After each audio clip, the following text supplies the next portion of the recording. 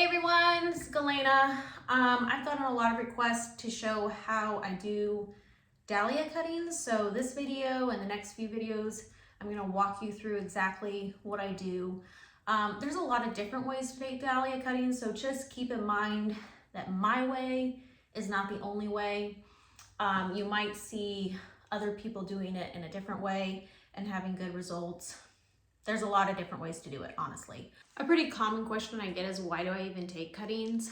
And the reason why is because a dahlia cutting is going to give me the exact same plant. I will get tubers from it in the same season. I will get flowers from it in the same season. So it's a really, honestly, inexpensive way to propagate a really hard to get variety or just get more plants in my field without having to spend more money. The amount of cuttings you can get per tuber varies a lot, but I would say always that a pretty safe estimate is around 5. Some people get up to 20. If you do pot tubers, you could easily get anywhere between 20 and 50. Again, it does depend on the tuber itself, sometimes the variety. So this is my cutting room. This is a room in our barn. It was an old tack room, and basically we moved in and I said, that's mine. So I used this for dividing, and then when I was done dividing, we cleaned it all out and we're still setting it up. It's definitely a work in progress, but this is where I will be rooting all my cuttings. So at our last house, I had an office that was probably half this size, and every January I'd pretty much like shove my computer in a corner and shove all my work, and I'd fill it up with shelves. Currently it's still getting worked on, but we have 4 shelves, and I'd probably, as I progress into April, I'll move these closer and I can get in at least 6 on this side, and then there's a bunch of room on the other side, so I could fit in quite a bit in here if I wanted to. But what I normally do is I'll use 2 of these for all of the tubers that I'm waking up, and then the other 2 will be used for everything that I'm rooting. 2 of these shelves could root at about 2,000 cuttings at a time with the type of trays that I use. And then once they're rooted, they get potted up into 4-inch pots, and then they're gonna go into my greenhouse to keep growing until they're ready to plant out. Now, before I had a greenhouse, what I would do is I basically just started less cuttings, but I would then grow the 4-inch pots underneath the lights for a lot longer, and then about the start of April, I would put them out into temporary hoop houses that I made. You can do that with like PVC pipe and like 6mm greenhouse plastic, or if you can find metal pipes, you can make your own, but that was just a way to protect them from frost until I could get them planted outside. Now, as you can tell, some of these are really tall, and normally I would never let my cuttings get this tall. I generally take cuttings when they're about this size or maybe that size. But the reason why these ones are so tall is because I had so much dividing to do that these got away from me. So these ones I will be taking and I'll be cutting them as leaf cuttings. But normally the type of cuttings that I take are what are called tuber pulls, and I'll be showing you how to do that in another video. But what this video really is about is the different ways that you can wake up the tubers and not have them rot and have them wake up at a good time. So I'm going to show you. I do it all the ways. There are some ways that I prefer, but honestly, they all work. So it's just a matter of personal preference in some cases. But I'll tell you the things that I think are important to make sure that they wake up in a good way and they don't rot. So this is one way. This way you could, and these ones are pretty spread out. Like I could fit a lot more into this tray. But this way, what you're doing is you are laying the tuber horizontal. You can see you're laying it horizontal, and then you're covering it with soil. Really, it should be covered up to that crown, and then obviously you need an ID tag, and then you're going to take cuttings from where it sprouts. So in this one, I have 1, 2, 3, 4, 5, 6, 7, 8, 9. So I have 9 in this one, but I didn't space these very close together. You could fit a lot more in this size tray if you wanted to. And I use this way for tubers that are really long. So for example, this one is really long and wouldn't fit in like a 4-inch pot very well. Now I just took a brief break to water this because the soil was too dry, and I want to talk really quickly about soil moisture, but also the temperature that you want your soil to be. So if you saw just previously, that soil was far too dry. You do need some moisture when you are sprouting. Not a lot.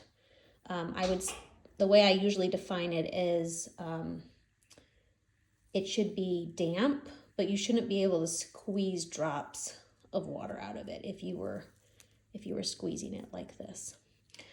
And then as far as temperature, you definitely do not want these on a heat mat. That can heat your soil up way too quickly and cause a lot of rot. So while they're in the pre-sprouting phase and waking up, what you're really looking for is just an ambient room temperature of 60 to 70 degrees. You don't need heat mats. You don't need anything more than that. You don't really want cooler than that, or they're going to take forever to wake up. Just 60 to 70 degrees, ideally closer to 70, and barely damp soil. Another way you can wake up tubers, and this is probably my preferred way because it separates them all, is in 4-inch pots like this. So what I do is I will put them in vertically. I will bury pretty much up to the crown.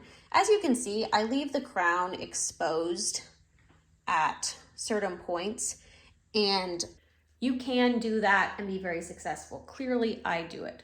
But I will say that if you are a beginner, you will have much better luck if you bury that crown up to where the eyes will be. Not burying it with soil all the way increases your chance of shriveling and losing the tuber. I know what to look for, so I don't always feel the need to bury the entire crown because I can pretty much tell if it's not going to be happy. But if you don't know the signs of what to look for, I really do suggest burying the crown as much as you possibly can. So an example of that would be this one right here. And then like here you can see where, quite a bunch of it is exposed, but I'm okay with that because I can look at that tuber and I can tell that it's still completely fine. So this is another way to do it. I use this for smaller tubers, ones that are probably like this long, which is actually my preferred length when I'm starting from cuttings. I look for those tubers to start. And then again, this soil will be lightly damp. These ones all need to be watered. This was my watering day and I haven't done it yet. And it just kind of depends on how long they'll wake up. So as you can tell, like this one has been awake for a really long time. And this one right here is just starting. And a fun fact about dahlia tubers is that each eye is actually 2 to 3 eyes. So when you knock off a sprout or you take one off to get a cutting, you're gonna have 2 to 4 little sprouts shoot up around where you took one off. That's totally normal. Those are all the little eyes that surround it that you can't see, waking up, sending up sprouts. So for example, if I took off this one, I would get 2 to 3 shooting up around it, which is another 2 to 3 cuttings. And I'd keep going as long as the sprouts look healthy and strong. All right, another way to pot them up is takes a little bit of planning, but it's to use pot tubers. So I've been taking cuttings for years now, and last year I purposely planted a bunch of pot tubers of different varieties that I wanted to do because, as you can tell, pot tubers are basic. These were all cuttings that I planted, and planting it in the pot, so the pot is buried in the ground with the cutting, forces the tuber clump to grow in a very constrained manner. That's not so great if you want to, divide the clump and sell them, but it is great if you want to take a lot of cuttings the next season, because what happens, let me see if I can get one out of here. So this one is Asquith Mini. You can see how the pot is bulging. That's the tuber clump in there. And what happens is, because the clump was constrained to this tiny space, it's gonna have a bunch of great eyes. So you're gonna get a lot of cuttings out of this one pot. In fact, you will get easily 5 times as many cuttings out of a pot tuber as you would out of a single tuber. So it's a way more efficient use of space if you want to start a lot of varieties. Now, obviously, unless you buy pot tubers, which there's not a lot of people who offer them, there's a few, you'd have to plan ahead for that. You'd have to choose to plant pot tubers in your field this year for next year. But that's something that I've started doing because that basically saves me 75% of space for the same amount of cuttings that I can get. And then this is how I stored the pot tubers. So I just pulled them up, still in their pots. This one was a bigger one. This was Carolina Wagman.